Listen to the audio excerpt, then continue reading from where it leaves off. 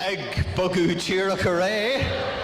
Inis a cháirde cion dana cúisní ar éirmid ar Karen chartan seo na nuair a bhí sí an seo, bhí sí ar dói ag canú agus ceolann sí le the swing gals ach dír me orthaí canú an seo anach agus dúiltí sí, scan, dúirt sí nílme a gol a chanú is cuma cadé a déir tú nílme a gol a chanú agus sin deirú an scéal.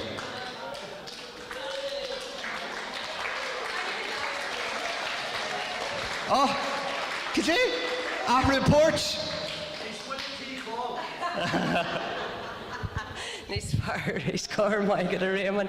Right, gur míle maigad goigi leiscail. Ar mé héana agus Pauline bhí muidir casachtaí a ríthe bhallaí fríte an affran, so go leiscail cos bhí cinneal de dúsarm sa Linn na seaartainna ach ceolaí muid a dearmsa cadé cheolas muid mar sin. Tá sé clinsteogain, well, Kirslánach sléifte muir a ciúndan well sin an ceanna a ban ceilium so mo chaidama bheith teagas na Nordan ag na scolarí so chumas a túis leis agus spéisih ceilium. Michael Yar? Kirslánach sléifte muir ga chundé gun an gal agus Kirslánach an yard go lard in a can clear his call.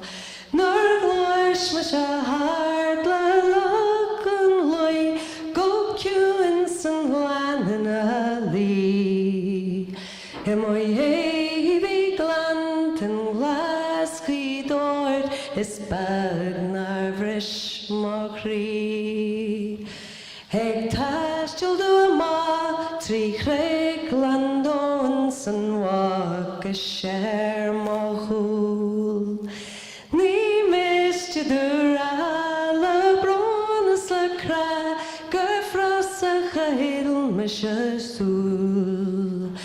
Go America sheer a vi moril how at harin ariga war. Stag me slan or fi shall eg dun nangal se glant and glass key door can jernach slan go foil a hun nangal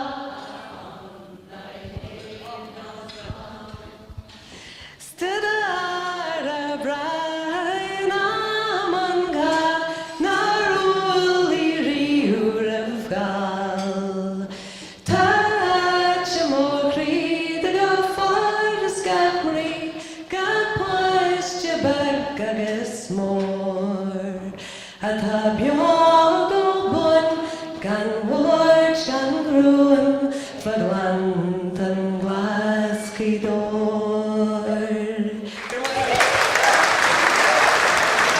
Agus sílam go joku le Karen seach de rás an seo agus a bheith ina múnseoir ceol an dúirthaimid cochal dí an dúirthaimid gansaí dí tóirthaí agus an slenne ceart